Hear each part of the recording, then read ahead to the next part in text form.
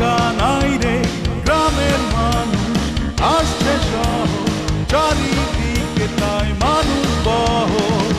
কাজের আশায় মানুষগুলা শহর মুখে আসে, ইট পাথরের ধুলায় পড়ে স্বপ্নগুলো ফাঁসে। দখলদার আর চান্দাবাজ, চারিদিকে ধান্দাবাজ। দখলদার আর চান্দাবাজ, চারিদিকে ধান্দাবাজ। সৎ মানুষও আছে দেশে, তাদেরই জয় হবে শেষে। সমাজের এই অবক্ষয়, চিটিংবাজদের বড় জয়। ওদের রোখার সাধ্য কার, ওরাই হলো চিটিং মাস্টার। চিটিং মাস্টার, আরে চিটিং মাস্টার, চিটিং মাস্টার। এত বছর ধরে প্রেম করলাম, তুমি আমারে চিনো নাই? ফাইজলামির একটা সীমা থাকে। এই শোনো চাঁদনি, কথাবার্তা একটু বুঝে বলবো। হ্যাঁ, ফাইজলামি কিসের? আমি কোনো মেয়েদের সাথে ফাইজলামি করি না, বুঝছো? এই জন্য অবশ্য আমার ওয়াইফ আমাকে খুব লাইক করে।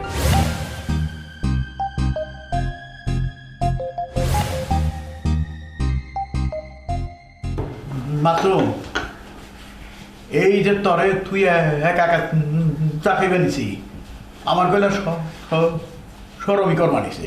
কি করছেন? আমি তো আরো মনে মনে ধরে নিছিলেন ওই জিনিসটা আপনার কমই আছে। কাজটা একটু গোপন করতে পারবেন? আপনি যে ধরনের গোপনীয় কাজের ইঙ্গিত করতে চান, আমি সে ধরনের কাজ করি না। আপনি ভাবছেন কি আমি এই দুয়ারে দুয়ারে যাই ওষুধ বিক্রি করি? জি না, আমি সে ওষুধ বিক্রেতা না। শুনেন, আপনি বিয়ে করতে চান, আমি হেল্প করতে পারি। আপনি যদি বাড়ি ভাড়া নিতে চান বা বাড়ি ভাড়া দিতে চান, দুটোই আমরা হেল্প করতে পারি।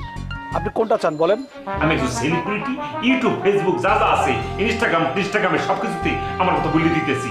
ভালো করে হাত দিবেন, কমপক্ষে 20 বার, 20 সেকেন্ড ধরে হাত দিবেন, 3 সেকেন্ডে উঠতে চলে যাবেন না। একদম শোয়া থেকে শুরু করে একদম সবকিছু মুই এক প্রকার ব্রিফ দিয়ে সবাইকে বলে দিতেছি। বলতেন এই মিয়া, তুমি আবার মানুষের কিভাবে সচেতন করবা? তুমি নিজেই তো অসচেতন। এই শোনো, এখান থেকে গুনে গুনে 6 ফিট দূরে যাও, তারপর কথা কও। হ্যাঁ, দরকার হলে সেটাই যাবো। এই, তুমি সোশ্যাল ডিসটেন্স বলো না? সোশ্যাল ডিস্টেন্স আমি জানি, আমি তো এক প্রকার কি ডিস্টেন্স রয়েছেন আল্লাহ জানে। 3 ফিট দূরত্ব থাকলে হইবেন। আচ্ছা যাই গে, তোমারটা শুয়ে যাও। এখন তুমি কিসের জন্য এই অফিসের মধ্যে আসি চাও সেটা আমাকে কও। প্রতিশোধ নিতেছি, যখন বুঝে ফেলাইছি আপনি আমার ওয়াইফকে উল্টা সিধা বললে এক প্রকার আমাকে বাসা ছাড়া করছেন, আমাকে আমার ওয়াইফ থেকে দূরে রাখছেন, আমার শ্বশুর বাড়ি থেকে আমাকে অনেক দূরে পাঠাই দিয়েছেন, সেটা এক প্রকার মাইনে নিচ্ছি, যা হওয়ার হয়েছে, নিয়তির খেলা। কিন্তু তারপরে যখন শুনছি আপনি আমার উপরে বরফ করে কি বলবো আমি, আপনি নিপা পাবে কি উল্টে সিধা কথা বলছেন যে আমার লগে নাকি নিপা পাবির একটা ঘুরতে রাম। মানে কি কত বড় নোংরা মানসিকতা ওই পারে আপনি? এই করোনার সময় কি আল্লাহ আপনি কি মাথার ভিতরে কোনো কিছু দেবে না, বুদ্ধি শুদ্ধ হইবে না? হ্যাঁ, এইটা আপনি কি করে করলেন? খুব ভালো কাজ করেছি। তোমাকে রঙ্গ তামাশা দেখতে দেখতে আমার জীবনটা তেজপাতা হয়ে যাচ্ছিল, এই জন্য আমি সমাধানটা করে ফেলেছি। আপনি কি বলতে চাইতেছেন নিপা পাবির লগে মোর বাবা ছেলে? তো কি, হ্যাঁ কি ছিল? তোমার অন্তরঙ্গ বন্ধু তারাই তো আমাকে কলো যে তোমার সাথে নিপার ভাব ভালোবাসা ছিল। সবই তো ষড়যন্ত্র। এই রহিম বাদশাহ বাবুলের ষড়যন্ত্র শিকার হয়ে গেছে, আর মাঝখান থেকে আমিও তাকে কান পড়া শূন্যে এক প্রকার আমার ভুল বুঝতে আছে। তুই কই যাবো? সুইসাইড করা ছাড়া তো কোনো উপায় দেখতে আসছি না। আরে না, সুইসাইড করবা কি জন্য? তোমার কথা ঠিক আছে, এটা ষড়যন্ত্র হবি। ইস, মানে হয়েছে কি, নিপা বাসায় নেই, ওই ঘরে আমি একা একা থাকতে পারি না, তাই অফিসে এসে আশ্রয় নিয়েছি। ভাই তুমি বসো, আমরা বসে বসে কথা করছি। বসো বসো।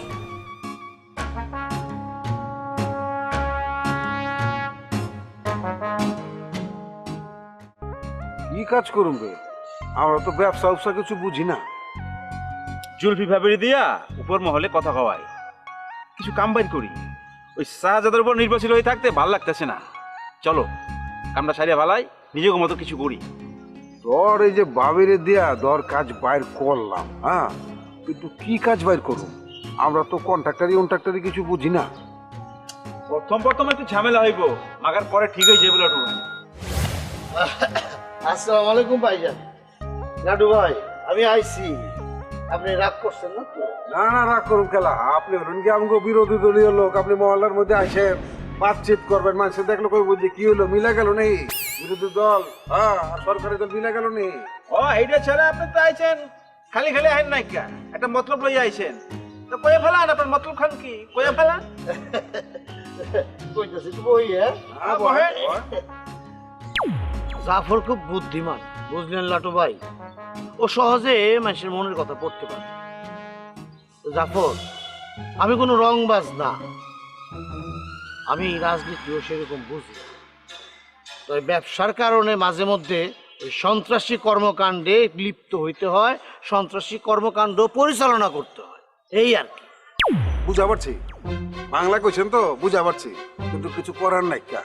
আমার ভাগ্নি জামাইয়ের লগে আমি আর জাফরে ব্যবসায় জড়ায় গেছি গিয়া। জড়ায় গেছেন ঠিক আছে, কিন্তু আয় উন্নতি নাই।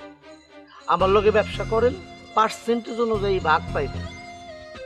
আমি টাকা পাইলে আপনিও পাইবেন। শামসু ভাই, আমাকে লোভ দেখায় কোনো লাভ হইব না। আমরা যেমন আছি এমনিই ভালো আছি। পথে আছে না যে লোভে পাপ, পাপে মৃত্যু। আহা জাফর, আমি ওই শাহজাদার বিরুদ্ধে গিয়া কোনো কাজ করার কথা বলতেছি।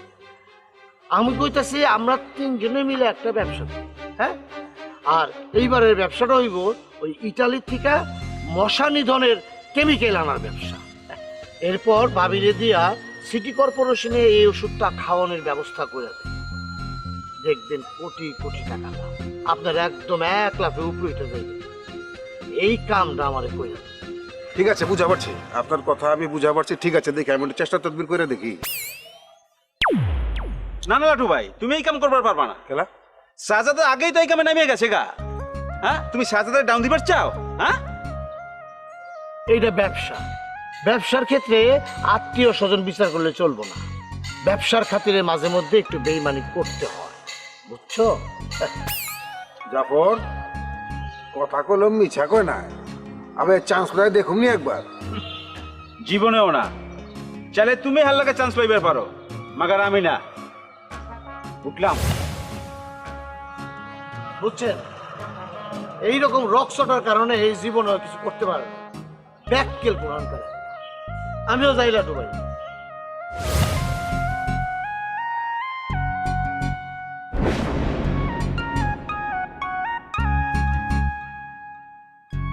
মাসুম ভাই, আসলে সত্যি মানে আপনি এত বড় একটা অফিসে কাজ করতে আছেন, মানে সেটা কিন্তু আপনি ল্যাবাসে অ্যাবাসে বুঝেই যেতেছেন না, কিন্তু আপনি চাল চলন বলনে কোনোভাবে বোঝা যায় না আপনি সত্যি একটা বড় লোক কোম্পানি খুললে বুঝছি।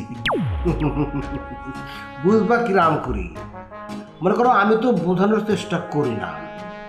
তোমরা যেমন, তোমরা মনে করো অল টাইম ওই চালাকি করে চলো, মানে চালাকির ওই কাটাতে জীবনটাকে ফেলাই দিছ, টিক টিক করে ঘুরতেছি মায়ের সাথে, ভাইয়ের সাথে, বোনের সাথে, প্রেমিকার সাথে, সবার সাথে খালি চালাকি। মোট কথা সিটিং ছাড়া তোমাদের জীবনে আর কোনো কিছু নেই। আর আমি মাসুম তো আমার মনে করো যে ওই জিনিসটা ঠিক বিপরীতমুখী জিনিস। আমি যেখানে আপনি প্রশংসা করিয়ে দিলাম সে জায়গায় আপনি আমার কিন্তু এক প্রকার চিটারি বানাই দিলেন। উরি বাবা, আমি আবার সিটার বানাবো কিরাম করি? আমি তো জানি তোমরা ছোটবেলা থেকে সিটারিং করতে করতে এমন কায়দার সিটার হয়েছো যে তোমাদের 3 বন্ধুক ওই ছবি তুলে ফেলে বান্ধানোর মতো সিটার। এত বড় সিটার তো সচরাচর দেখা যায় না, তোমরা সিটিং মাস্টার। মানে একটা কথা না বললে আসলে পাড়া দিতে এসে আপনি বললেন মানে কি কমু, মানে আমার মনে করেন যে আমার একটা আত্মীয়, মানে এটা যদি অন্য কেউ বলতো না, মানে তার দাঁতের জায়গায় দাঁত থাকতে না, নাকের জায়গায় নাক থাকতে না, সে এক প্রকার আইসোলেশনে এখন ভর্তি হয়ে থাকবে। কি কমু? করোনার কারণে না, যে কোনো কিছুর কারণে, মানে তার একদম মানে পাড়া পুতো সেচ্ছে শোয়া রাখতাম। কিন্তু আপনি খুব লাকি পারছেন, আমি এটা বললেই যাবো। না না না না, তোমার যেটা ইচ্ছা তুমি করো, কারণ তুমি তো এখন আর আমার বোনের হাজবেন্ড নেই। তোমাদের মধ্যে এখন দূরত্ব হয়ে গেছে না, তুমি এখন আম জনতা।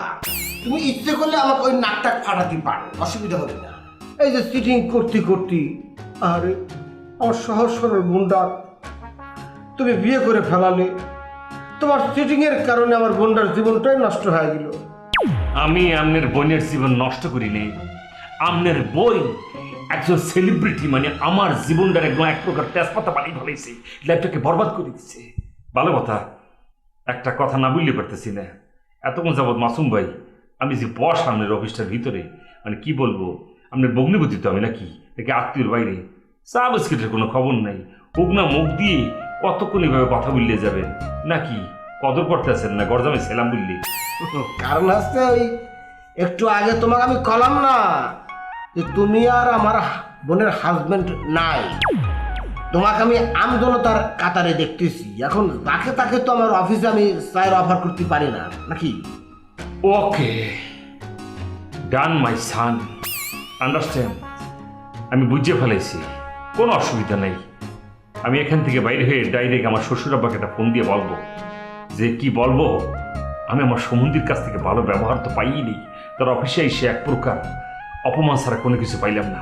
আমি ডাইরেক্ট আপনার প্রকৃতি আকৃতির কথা ডাইরেক্ট বলে দিব যে এটা কি সত্যি সত্যি আমার ওয়াইফের ভাই ছেলেছে কিরফিনি সেইভাবে আমাকে অপমান করলে আমি ডাইরেক্ট বলে দেবো।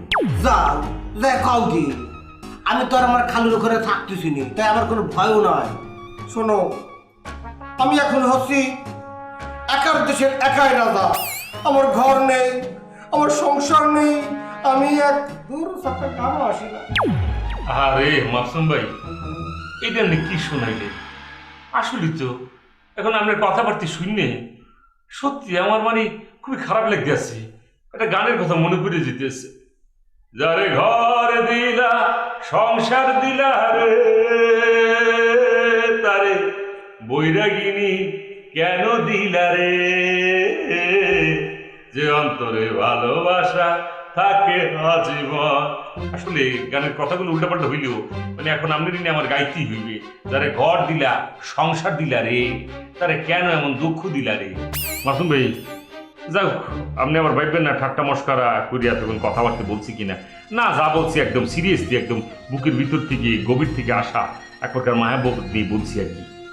মাসুম ভাই মানে একটা কথা কি, মানে আমি যে কারণে আসলে আপনার সঙ্গে বসে তখন কথা বলতেছিলাম, আপনার এখান থেকে যাওয়ার পরপরই আমি 14 দিনের জন্য এক প্রকার হোম কোয়ারেন্টাইনে চলে যাব, মানে সেই জন্য বলছিলাম কি আজাদ দিকে এটা হয়নি, মানে পরে আবার দিয়ে দিব না কোনো যে কোনো কিছু জমি বেচা বা যেটাই হোক যে কোনো কিছু থেকে টিমিটে রাখবেন না, অসুবিধা নেই, তখন পাই যাবেন না, সম্ভব নাকি প্লিজ? পুরে ক্ষুদা রে ক্ষুদা, এইবার আমি আসল ঘটনা বুঝতে পারিছি কি জন্য তুমি আমার অফিসে আসছাও। টাকা নাই না, পকেট খালি, সব টাকা ফুরিয়ে গেছে তাই তো? এই মুহূর্তে তো কোটিপতিদের অভাব হয়ে গেছে, যেখানে ব্যাংক বন্ধ, মানে রেগুলার চলতেছে না, যেখানে মনে করেন কোটিপতিরা চাইলেও ক্যাশ কোনো জায়গাতে উঠে পারতেছে না, যেখানে কোটিপতিদের ব্যবসা বাণিজ্য সবকিছুই বন্ধ, বিএপি লোকজন এক প্রকার মনে করেন যে তারা কিন্তু গরিবের আর গরিব হয়ে গেছে। মানে আমি বলতেছিলাম কি, মানে আমরা তো ত্রাণ সামগ্রী এক প্রকার দিয়েই বাড়িতেছেন, মানে সেই জন্য মানে সেই হিসাবেই মানে আজাদ একটু হাজতে দিতেন, সেইভাবেই এক প্রকার কাটা দিতেন, মানে অসুবিধে কি? ওরে ভাই রে, তোমার শ্বশুর মানে তোমার খালু, তুমি এক কাজ করো, ওই যা কিছু নেওয়া তোমার শ্বশুর আব্বার কাছ থেকে নাও, আমি দিতে পারবো না। বাহ, কি সুন্দর একটা কথা বললে ভালাইলেন, সত্যি আপনি আজকে থেকে আমার একটা প্রিয় মানুষ পেয়ে গেলেন। শ্বশুর আব্বার কাছ থেকে নিতে হইবে, আবার আপনার কাছ থেকেও পাবো, মানে কেমন একটা ব্যাপার না, ভাগ্য আসলে সুপ্রসন্ন, শ্বশুর আব্বার কাছ থেকে নেব, আপনার কাছ থেকে আবারও পাবো। ও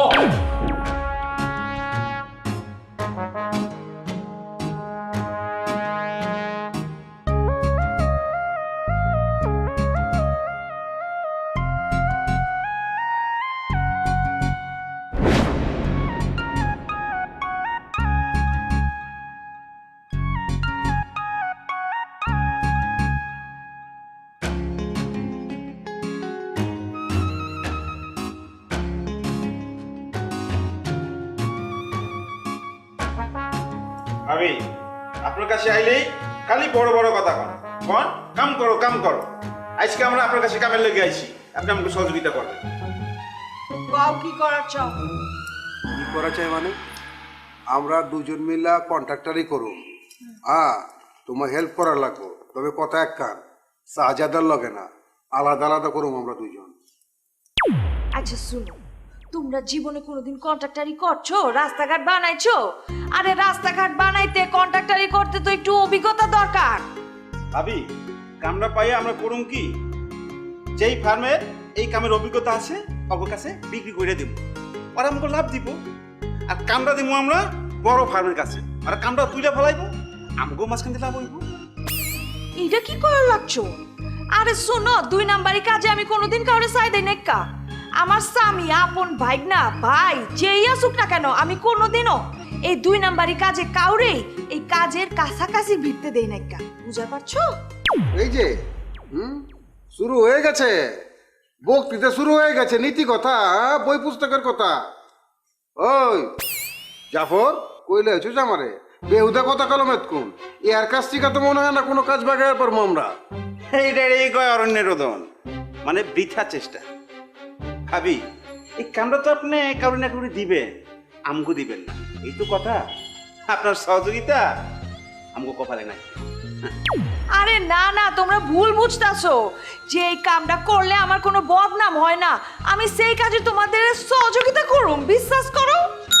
দরকার নাই কা, কোনো দরকার নাই। এমনিই তোমার অনেক বিরক্ত করে ফেলাইছি, মাফি মাংতাছি। দ্বিতীয়বার আর আমনা বিরক্ত করতে, বুঝা পারছো? ঠিকই কইছেন লাটু ভাই, আমরা রংবাজি করি, এটি আমাকে আসল পেশা, বড় ব্যবসা। আমরা জীবনে কোনোদিন ভালো মানুষ হইতে পারবো না। আরে না না, শুনো না, তোমরা যাতে সহজ সরল পথে ভালোভাবে টাকা পয়সা ইনকাম করতে পারো, আমি তো সেই ব্যবস্থাই করতে চাইতেছি। লাগবো না, কোনটা তেরা বেকা কোনটা স্টে এটা লাঠুরে চিনার লাগবো না। লাঠু ভালো করে চিনা এগুলি পরে শিখাবে। ওট আরে খাও না, আরে পাগল গুলা, এই শুনো, আমি তো কইছি আমি তোমাকে কাজ দিব।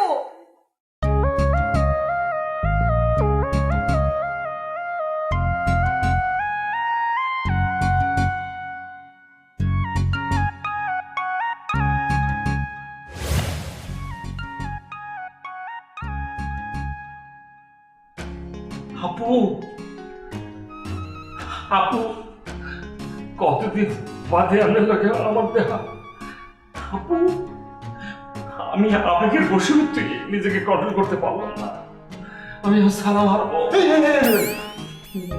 খবরদার, সালামের কথা মুখ দিয়ে কইছ, সালাম পাই গেছি, পাইতে সালাম করা লাগবো না। কোনো কথাবার্তা থাকলে আর সর এখন কও, বুঝছো? আর নিরাপদ দূরত্ব বজায় রাখা। আছে কি কোনো জীবন নাটক মারছ? এই না ধরার কথা, আপনার জীবন নাটক একটা কিনে নিও, বুঝলা? আমার কাছে একটা আছে না, তোমার দিয়া দিতাম। কি ব্যাপার কি? আপু, আপনার বয়স তো মনে করেন এক প্রকার শারীরিক হয়েই গেছে। আপনিও কি মরণে ডরান, মানে মৃত্যুকে এখনো ডরে দিয়েছেন আপনি? আপনি তো এক খবরে যাই দিয়েছি। মৃত্যুরে ডরাই না কেরা? 60 বছর বয়সতে কি হয়েছে? 100 বছর বয়স দাঁড়াইছে, তাও তো মরণে ডরায়। আমি আরো 20 বছর বাসুম বলে আশা রাখি। আপনি যদি বাসার আশা রাখেন তাহলে ঘর থেকে বাইরে কি জন্য? বাসার ভিতরে লকডাউনে এক প্রকার খাতামুড়ি দিয়ে শুয়ে এনে থাকবেন পিপিজিপি দিয়ে। আপনি তো ভালো করে জানেন ইমার্জেন্সি কাজ ছাড়া ঘর থেকে বাইর হন, এটা কিন্তু দণ্ড দিয়েও কিন্তু অপরাধ, এটা তো বলছেন নাকি? আরে জানি তো, আমি একটা বিশেষ দরকারে বেরিয়েছি। আর তুমি বাইরেছো কোন কামে? তোমার কি মরণের ডর নাই? না, আমার কোনো জানের ডর নাই, আমার কোনো ভয়ও নাই। আমি দুর্যোগ কোনো মুহূর্তে, মানে করোনার সংকটে লকডাউনের কারণে এক প্রকার নিজেকে বাইর করে ফেলেছি জনগণের উদ্দেশ্যে। মানে বলছেন তো, নিজেকে এক প্রকার মনে করেন যে স্যাক্রিফাইস করে নিজের জানটা সবার মাঝে বিতরণ করে দিয়ে বেড়াইতে এসেছি। জনগণদের সতর্কতা অবলম্বন করার জন্য বাইরে হয়ে গেছি, এক প্রকার সবাইকে বানিয়ে দিয়ে বেড়াইতেছি। আমি এক প্রকার ত্রাণ বিতরণ করে বেড়াইতেছি, এটাকে আপনি অবজ্ঞা করতে পারেন না আপু? তাই নাকি? ত্রাণ বিতরণ করে বেড়াবেন কি ওই মাতবর অফিসে? তোমার তো রোডে থাকার কথা, এই অফিসে তুমি কি করো? দুঃখ কষ্ট সহ্য করতে পারেন না, সেজন্য ওনার ফোন পে এক প্রকার চলে দিয়েছি। কারণ আমি তো জানতাম না আপনারা এক প্রকার আমাকে যেভাবে ঘর ছাড়া করে গেটি ধরে বের করে দিচ্ছেন, তাকেও সেইভাবে এক প্রকার নিপা ভাবির কাছ থেকে আলাদা করে দিচ্ছেন। সেটা সত্যি অবাক করার মতো। আব্বু, কি করে পারলেন আপনি? এই ফাও কথা কইবা না, কই দিলাম। আমাকে খাইয়ে দেয় কাম নাই, মাথুম আমরা বাইর করে দেবো। এ কথা তোমার মাথুম কইছে নাকি? অবশ্যই বলছে, বললে বললে কান্দে কেটে বুক ভাসাইয়ে শেষ করে ফেলেছি। এই তুমি আমি আমার সামনে চলো, মাথুমের সামনে দাঁড়িয়ে জিজ্ঞেস করবো এই ধরনের অপবাদ মাথুম কেন আমার বিরুদ্ধে দিল। এটা কি ধরনের কথা বলতেছে? মাসুম এখন কোন জায়গায় পাই? হ্যাঁ? সে অফিসে আকলে নামলে পাইবেন। এটা কি কথা কইবেন তো? অফিস থাকবো না, যাইবো কেন? চতুর্দিকে তো লকডাউন, আর আমার অনুমতি ছাড়া তো তার বাইরে তার কথা না। একটা বসগিরি মার্কে কথাবার্তা বলি ফেলেন। আপনার অনুমতি নেওয়া লাগবে কি জন্য? এখন ওটা লকডাউনের সময়, করোনার এই টাইমে সংকটের মুহূর্তে যে কেউ তো মনে করে যে কোনো দিকে মনে করে যে সারাবারা হয়ে জীবনযাপন হয়ে গেছে দৌড় দিতে পারে, আবার চলে দিতে পারে। অসুবিধা কি? সে হয়তো বা ভাবতে পারে আমি আবার পরে আইবে, আবার এও ভাবতে পারে সে পরে জয়েন করবে, আমাদের লোক কথাবার্তা বলবে। এটা তো তাকে মাইনে না। তবে আমার কেন জানি মনে হইতেছে আপনি আসবেন যাইনি, সে এক প্রকার অফিস থেকে বেরিয়ে গেছে। মাসুম এই ধরনের নিকৃষ্ট কাম করা পারলো? আপনারা যে মনে করেন যে মাসুমের কাছ থেকে নিপা ভাবিরে আলাদা করে দিয়ে এক প্রকার তাদেরকে নির্যাতন করছেন, এর চেয়েও কি নিকৃষ্ট কাজ মাসুম ভাই করে ফেলেছি অফিস থেকে কিছুক্ষণের জন্য বাইরে হয়ে যাইয়ে? আপনি নিপা ভাবি আর তার উপর অমানসিক নির্যাতন করেন নাই? নির্যাতনা আমি করি নাই। নির্যাতন করতে তোমার শাশুড়ি আর তার মেয়ে, মানে তোমার বউ। এখানে আমার কোনো ভূমিকা নাই। অবশ্যই আমাদের ভূমিকা থাকতে পারে, দর্শক তো সেটা মেনে নিবে। দর্শক বলতেছি কি, জনগণ তো সেটাই মেনে নিবে, কারণ ঘরের গৃহকর্তা হয়েছেন আপনি হচ্ছেন ঘরের মাতা। আপনি মনে করেন যে এদের উপর ছেড়ে দিবেন, বলে দিবেন যে শাশুড়ি কেন করছেই, আপনার মেয়ে কেন করছেই, সবাই নির্যাতন করছে, এটা বললেই কি তারা মেনে নিবে নাকি? হ্যাঁ, সবাই তো আপনি কিন্তু দোষারোপ করবে, কেস কামারি যদি হয়েই যায় কোর্টে যাইয়ে, সব তো আপনার ঘাড়ে এসে পড়বে। আমরা তো ফাইসে যাবে নিশ্চিত, আমি বলে দিতে আছি। আচ্ছা ঠিক আছে, ফাঁসলে ফাঁসুন, তাতে তো তোমার কি? তোমার কোনো কাজা থাকলে তুমি এখন এখান থেকে যাও। আপনি এখন আমার লোকে চলবেন, আমার লোকে গাড়ি আছে, আপনাকে ড্রপ দিয়ে যেতেছি বাসার সামনে। পরে তো বলবেন জামাইয়ের লোকে দেখা হয়েছিলি, জামাই এক প্রকার আমার চেনিনি। তার আর দরকার নাই, ফাউ পিরিত দেখার লাগবো না। আমি মাসুমের সাথে দেখা করে তারপর যাবো। আমাকে সমস্যা কেন করবেন? মাসুম ভাই কখন আসবে তার কোন ঠিক ঠিকানা আছে? আমাকে কেন টিফিন নিয়ে আপনি সময় নষ্ট করতে আছে? যখন খুশি তখন আসুক, মাসুমের জন্য আমি অপেক্ষা করো। ওফ, মানে আপনি না সত্যি একটা সত্যি আবেগের মধ্যে ফালাই দিয়েছেন। কিন্তু মানে আপনাকে মানে কি বলবো আমি, মানে এখন আপনাকে ফালাই তো আমি যাইতে পারবো না, মানে চলে অসুবিধা। আরে তুমি কি কইতেছ? মাসুম আসার আগ পর্যন্ত আমি এখানে অপেক্ষা করবো। চলেন, আপনাকে ফালে যাইতে পারবো না তো, সীমার রক্ত নিয়ে তো আপনার জামাই বসবাস করতে পারে না। চলেন এখন বুঝেই। ঠিক আছে, আসো। কি নামে ডেকে বলবো তোমাকে, মন্দ করেছে আমার দুটি চোখে, পালাতে পারি না নিজে দেশে। কি ব্যাপার, তুমি গান বন্ধ করলা কেন? আমি তো তোমার গান শুনতেই আসছি। না বাবা, ওই গান গাই কোনো ঝামেলা করতেও চাই না, কাউকে ফালাইতেও চাই না। এই তো চলে গেছে না, মানে শিল্পের একদম ভাব বেড়ে গেছে, দাম বেড়ে গেছে। কিছুদিন পরে তো বলবা টাকা ছাড়া আমি আবার কাউকে গান শোনাই। আমি গান গাইতে ভালোবাসি, আমার শ্রোতাদেরকে আমি পছন্দ করি, লাইক করি, কিন্তু মুশকিল হয়েছে আমি তোমাকে গান শোনাই আর তোমার বন্ধু, তোমার প্রিয় মানুষ বাচ্চা তোমাকে সাইড কথা শুনেই ফেলার, তখন কি হইবে না? আচ্ছা শোনালে আমাকে শোনাবে, তোমার শোনাইতেছে? শোনো, তোমার এসব না কোনো চিন্তা করার দরকার নাই। তোমাকে কিছু বলার সাহস বাচ্চার কখনো হবে না। আচ্ছা আমি বুঝি না, তুমি কি এই ধরনের শাসন কি তাকে করো? তাকে তো করো না। আমার কাছে কেন জানি মনে হয়েছে, বুঝছো, তুমি মনে হয় তার ফাঁদে পড়ছো।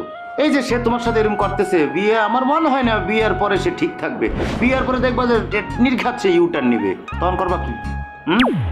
আমার কথা শোনো, আমার মনে হয় যে তুমি এখনো সিদ্ধান্ত নিতে পারো, কিন্তু বাদ দিয়ে দাও তারে। মুন্না ভাই, আমি কিন্তু তোমার কাছে না জ্ঞান নিতে আসি না, হ্যাঁ? সো জ্ঞান দিও না, তোমার গান শুনতে আসছি। যদি শোনাও তাহলে থাকে, নাহলে কিন্তু আমি চলে যাচ্ছি। আরে দাঁড়াও, কই যাইতেছো তুমি? গান শুনবা? মানে গান শোনাই লাগবে না? হ্যাঁ। মানে রিকোয়েস্ট তো না, মানে হয়েছে কি যে জোর করিয়ে শোনা লাগবে। যে চোখ তোমার, তাতে এই গানটাই যায়। কি নামে ডেকে বলবো তোমাকে, মন্দ করেছে আমাকে ওই দুটি চোখে। কি নামে ডেকে বলবো তোমাকে, মন্দ করেছে আমাকে ওই দুটি চোখে, পালাতে পারি না আমি যে দিশাহারা, দিচ্ছে পাহারা। কি নামে ডেকে বলবো তোমাকে, মন্দ করেছে আমাকে ওই দুটি চোখে। কি নামে ডেকে মন্দ করেছে আমাকে। তুমি কি বাসা ছাড়তে পারবে না? তুমি সম্ভব বাসা ছেড়ে? কোন ভাষা ছাড়বো? না, অন্য কথা বলছি। আচ্ছা যাই হোক, ওই আর কি, অন্য একটা গান গাই নাকি? গাও।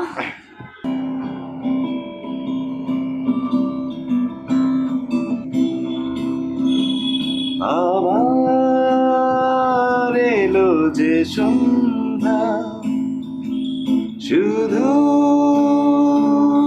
দুজনে আবার এলো যে সন্ধ্যা শুধু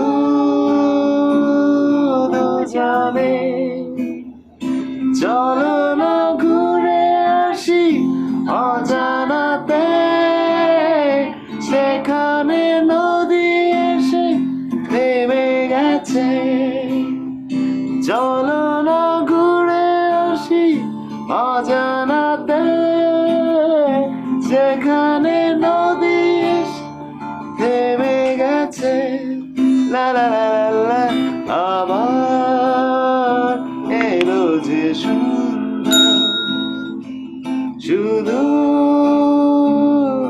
দুজনে অসাধারণ, তোমার গান আমার ভীষণ পছন্দ। আমার যে তোমার পছন্দ হ্যাঁ না মানে বলছি মানে তোমার আমার গান পছন্দ আমার তোমার পছন্দ মানে আমার তোমার পছন্দ আচ্ছা, ঠিক আছে। তুমি কি লজ্জা পাইতেছো?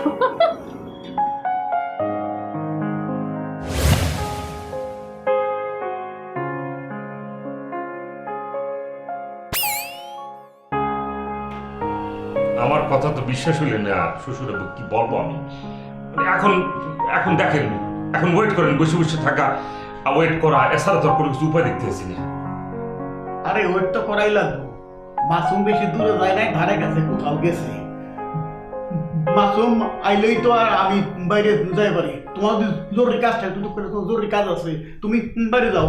অবশ্যই আমার জরুরি কাজ আছে এই করোনাকালীন সময়ে প্রত্যেকের জরুরি কাজ আছে এমন ভাববেন না যে সবাই এক প্রকার লকডাউনে শুয়ে থাকবে এখন আমার কত দিতে পারি আপনি যে এতক্ষণ যাবত আমার ওয়েট করায় বসায় রাখছেন সেই সময়ে যে নষ্টটা কুটিয়ে ফেলেছেন সেইখানে তো একটা মূল্য দেওয়া প্রয়োজন প্লিজ সেটারও মূল্য দিতে হবে আরে মূল্য তো আমি দিবারই চাই। এমু কেমনে হাতে তলা লাঠি নাই? লাঠি থাকলে বাইরে তোমার ওমর আমি বাইরে হালাইতাম। ফাউল কনেকার তোমার কত বড় সাহস আমার সহজ সরল বাইরে তুমি কান্দাইছ। মনে করো তোমার আমি সহজে ছেড়ে দেবো? আমি তো আপনাকে ছাড়বো না কেন ছাড়বো সুযোগ পাইয়ে ভিক্ষুক মাইনের জমিদারের পোলার কাছে বিয়ে দিয়ে এক প্রকার জাতি উঠে গেছেন গা হ্যাঁ এখন আমি রাস্তায় পথে পথে ভিক্ষার মতো করে এক প্রকার হাত পাইতে ঘুরে বেড়াইতেছি ত্রাণ নিয়ে বেড়াইতেছি আমার অবস্থা এই হয়ে গেছে গা এই জন্য আমার এই অবস্থার জন্য কে দায়ী আপনি দায়ী তোমার পথে পথে গোবার গেছে কেরা? তোমার তেলে ঘুরো তুমি আমার লোকে আমার বাসায় নাও বন্যার সাথে আমি তোমার মিলাই দেই। মিলাই দিত চাইলে কেউ মিলে যাবো নাকি এত সোজা না আমাকে যেই বাসা থেকে অপমান করে ঢাঙ্গায় বাইর করে দেওয়া হয়েছে সেটা কি আমি এত সহজে ক্ষমা করে দেবো না কখনো না কি ভিন্নি আমি ক্ষমা করবো এত সহজ আমি মানবো না আমার ক্ষমতাও কিন্তু কম না সে ক্ষমতা সম্পর্কে আপনাদের কোনো ধারণাই নেই তাইলে কথা বাড়িয়ে লাভ নাই। তোমার ক্ষমতা নিয়ে তুমি বইয়া থাকো সাই পথে পথে ঘুরে বেড়াও আমার দেখার কোনো দরকার নাই। আমি ছেড়ে পার দুইটা মাস দেবো তারপরে ভালো পোলা পাইলে বন্যারে বিয়ে দিয়ে দেবো মায়া আমি ঘরের রাখুম না কথাটা মনে রাখো।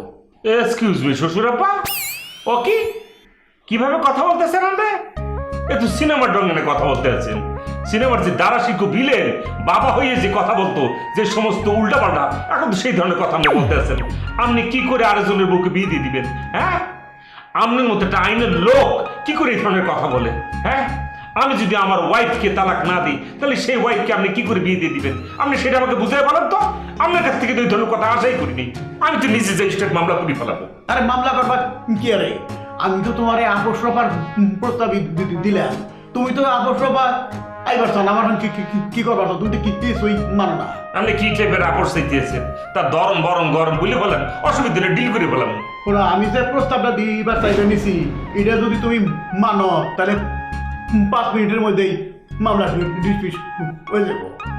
ওকে কেমনি সেটা এখন বললে বলেন মানে এত পেশায় কথা বললে তো আমি এখন কোনো কথা বলতে পারবো না তুমি আমার সাথে বাসায় যাই বন্যার কাছে মাপ চাইবে বাস সব রাগ গইলে পানিয়ে দেবো।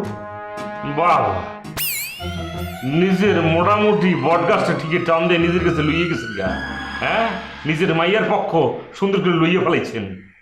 আমি তো পরের বলা, এখন আমার প্রতি কোনো মায়া দেওয়া কোনো কিছু নাই।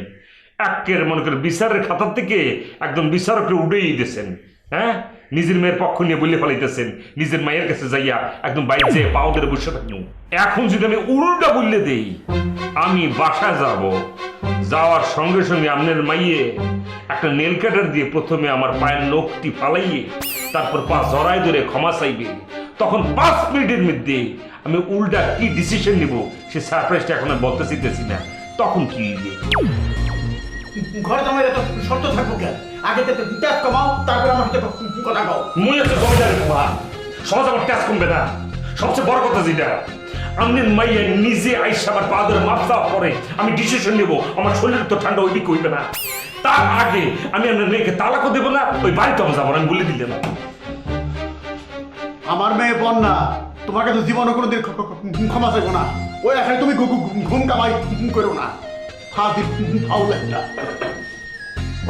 অসাধ্য যন্ত্রণায় মরে গেলাম।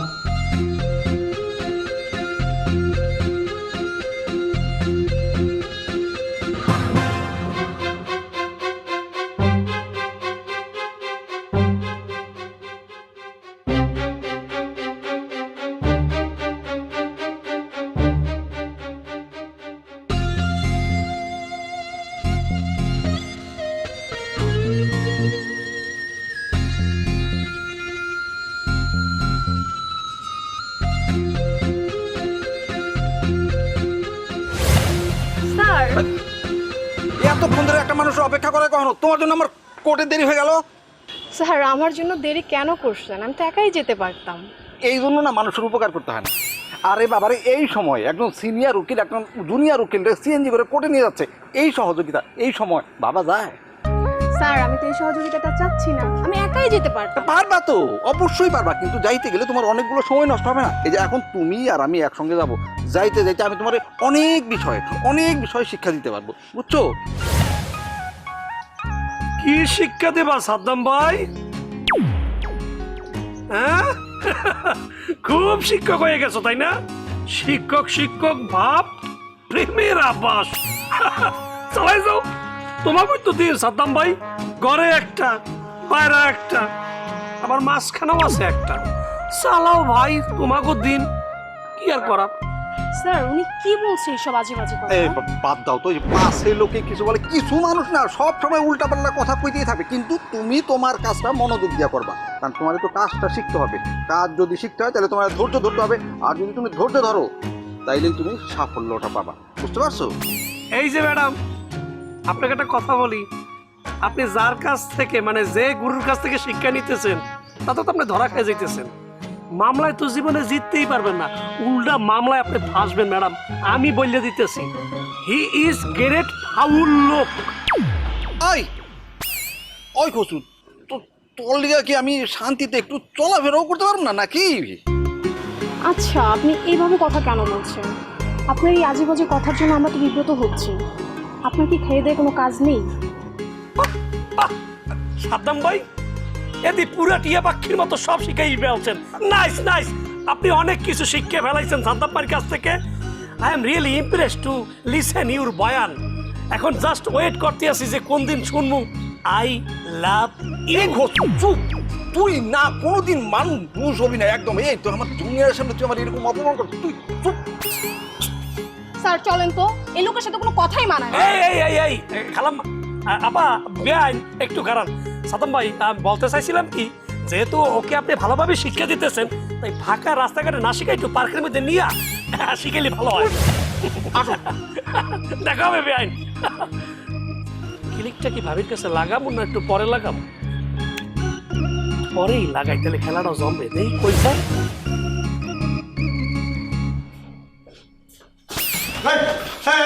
ফাউল, এই কি রে, ব্যাপার কি? খালু, আপনি এখনো যাননি, বসে রয়েছেন যে? এই আমার বহে রাখছে কেরা? ফাইজলামি করস আমার লগে না? আমার সাথে ফাইজলামি কর, মুরবির সাথে ফাইজলামি? তুই আমার বসায় থুয়ে গেলি, আমি গেছি একটু পান খেবেন লিগে, সেই ফাঁকে তুই উদাওয়াই গেলি কে? আসলে তুই তো মানুষ না রে, মাশরুম। হ্যাঁ, তোরা খালা নিবা গেছে কেনা বাইসে গেছে। এই যে খালু, সামান্য একটা ভুলের কারণে কতগুলো কথা না শোনালেন, অথচ আমার সমস্যাটার কথা আপনি একটু চিন্তা করতেছেন না। আরে তোর সমস্যা ঘোরাটি সরকার ত্রাণ দিবে নিছে, এই জায়গায় সেই ত্রাণ নিয়ে খাইবে নিছে, তার বইয়ের চোখে উমের উর্জির মতো। কি করছেন আপনি? সরকার ত্রাণ, আপনার কথার আগের মাথায় তো আমি কিছুই বুঝতে পারছি না। বুঝতে পারছি, এখন তোর লিভের চাইল ডাল খেয়ে একের খুব ফুর্তিতে আছো। হ্যাঁ, এখন তো কিছু বুঝতে পারতেছো না, মুখ ফিরে কই পারতেছো না। খালু, আপনি যে কি করছেন না, আরে আমার ত্রাণ দেবে কিডা? এত বড় দরিদ্র লোক আছে কিডা? শোনেন, আমি তো আপনার মেয়ের জামাই রহিমকে ফাঁকি দেওয়ার জন্য সটকে পড়েছিলাম। আরে রহিমই তো তোমার ত্রাণ সামগ্রী দিয়ে গেছে, আবার রহিমদের দিকে তুমি সটকে পড়ছো। খালু, আপনি মুরব্বী মানুষ, কথাবার্তা একটু হিসেব করে বলেন তো, আপনি কাজ কি করছেন? আরে আমি একা মানুষ, তুই ইনকাম করেছি, ভালো মতো চলতেছি। শোনেন, যে মানুষটা ধার কর্জের আশেপাশে নাই, সেই মানুষটা রিলিফ গ্রহণ করবি, এটা আপনি ভাবতেছেন কিরম করে? এই রহিমই তো আমারে কইছে তুই নাকি তার কাছে সাহায্য চাইছ, সেই তরে ত্রাণ দিতেছিল। এই ফাজিল, এই আমরা কি মরে গেছি? তোর খালা খালু কি মরে গেছে? এই শমশের উকিল কি মরে গেছে নাকি পথের ভিখারি হয়ে গেছে নাকি? ফাজিল খালু, কি কব, এই রহিম শালা তো আসলে একটা সিটেন। উরি বাপ রে বাপ, আমি অপমান করলাম, তারপরে আমার সাথে ভাব বিনিময় করলো, কইলেন নগদ 2000 টাকা নিয়ে চলে গেল। আচ্ছা গেলি তার সময় কি করলো? উপকারের বিনিময়ে আমাকে তোমার কাছে এই ভিখারি সাজায় গেল। আরে ভিখারি সাজাইব কি জন্যে? ত্রাণ কি খালি ভিখারিরা নেয় নাকি? খালি গরিবরা নেয় নাকি? হ্যাঁ, এখন যে পরিস্থিতি দাঁড়াইছে, এখন মধ্যবিত্ত, আমার কথাই ধর না কে। আমার যে অবস্থায় লকডাউনের কারণে অফিস আদালত কোর্ট কাছারি সব বন্ধ, আমার তো কদিন পথে খারাপ লাগবো, আমারই তো ত্রাণের জন্য হাত পাতা লাগবো, ত্রাণ নিতে হইব, অথচ তাকে আমি মুখ পিঠে করে পারতেছি না। সরি খালু, আমি আসলে বিষয়টা মানে গভীরভাবে ভাবে দেখিনি। আমি বুঝতে পারছি খালু, আপনার ব্যাপারটা আমি বুঝতে পারছি। আসলে হঠাৎ করে আমি বাড়ি ছেড়ে চলে আসেছি, আপনি খুব চাপের মধ্যে পড়ে গেছেন। আচ্ছা অসুবিধা নেই, দরকার হয় আমি বাড়িতেই ওই কোয়ারেন্টাইনে চলে যাবো। আমি বসের সাথে কথাবার্তা বলে আমি চলে আসবো, বাসায় চলে আসবো। আপনি টেনশন করবেন না, দরকার হয় এই মাসের পুরো ভাড়াটা আমি দেবো। আপনার মাথার মধ্যে কোনো রকম লোড, কোনো রকম টেনশন নেওয়া লাগবে না। মাসুম, তুই নিজের ছেলের মতো কথা কইলি রে। তোর কথাটা হইনা আমার অন্তর ডাকার ভরে গেছে। আমি তোর কথা দিবা নিছি, বৌমারে যেমনে করে দরকার হাতে পায়ে যদি ধরন লাগে, জীবনে কারো হাতে পায়ে কোনদিন ধরি নাই, তোর জন্য আমি এটা করুম। বৌমার আমি আইনে দেবো যেমনে করে, ওই তোর কথা দিলাম। ঠিক আছে খালু, আমি যাবো অবশ্যই, বাসায় যাবো। ও ভালো কথা, রহিম শয়তানটাকে একটা ফোন করে দেখি, ও কিসের জন্য আমার ভিখারি বানালো, কিসের জন্য আমার নামে দুর্নাম রটালো, এইটা একটু শোনা দরকার। ফোন করা লাগবো না, কারণ ভালো করে চিনি। আরে ও তো একটা পাগল, ওর কথা ছেড়ে দে। আচ্ছা ঠিক আছে, পাগল ছাগলের কথা না ধরে ভালো। খালু, আপনি তাহলে পরে এখন বাসায় চলে যান, আমি একটু বসের সাথে কথা বলবো, তারপর দেখি আসার সময় ওই বাজার টাজার কিছু একটা করে আনতে পারি কিনা। আরে তুই বাজার করবি কি জন্যে? বাজার তো আমি অলরেডি করে রাখছি। আচ্ছা কি করা লাগবে না করা লাগবে সেটা আমি ভালো করে জানি। আপনি এখন ঠান্ডা মাথায় বাড়ি চলে যান, আমি আসতেছি। বাসায় ব্যাপার কর। হ্যাঁ তুই, আমি তো এই যে এখনো আপনি অবিশ্বাস করতেছেন খালু, কথা দিলি কইলাম, কষ্টে তো আমি আসবো। হ্যাঁ আমি আসবো। তোর খালারটা কিন্তু আমি কইলাম যে মাথুম আই বাড়িতে। হ্যাঁ আপনি কথা ফের, আর তোর বস যদি কোনো উল্টা পাল্টা করে আমার কথা কইস, আমার ফোন দিস, তোর বসের এটা আবার কি? এটা হচ্ছে ওই এটা দিলে হাতে জীবাণু থাকলেই ও চলে যাবে না, এটা ভালো জিনিস। ঠিক আছে, অসুবিধা নেই, জীবাণু থাকে না, জীবাণু থাকে না। ওই তখন ঠিক আবার আমি এটা দিচ্ছি আর কি খুব ভালো করেছে এটা মুখে দিয়ে যাই সবসময় মুখে দিয়ে থাকবে হ্যাঁ ঠিক আছে তাহলে চোখে তো দেখি নিচে নামাতে হবে তাহলে গেলাম আয় করবি করলাম ঠিক আছে কি আমার নিলা